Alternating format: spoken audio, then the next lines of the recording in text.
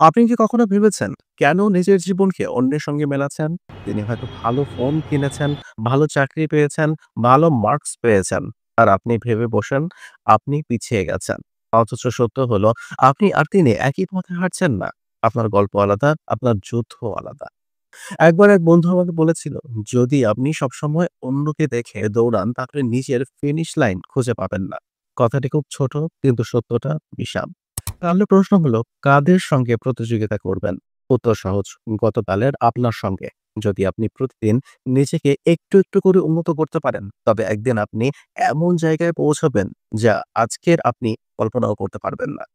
মনে রাখবেন, তুলনা করলে আপনি হারবেন কিন্তু নিজের সেরা ভার্সন হতে চাইলে আপনি জিতবেন। তাহলে আজ থেকে প্রতিজ্ঞা করুন, আর নয় তুলনা, শুধু নিজেকে গড়ার চেষ্টা। কারণ আসল প্রতিযোগিতা শুরু হয় আয়নার সামনে।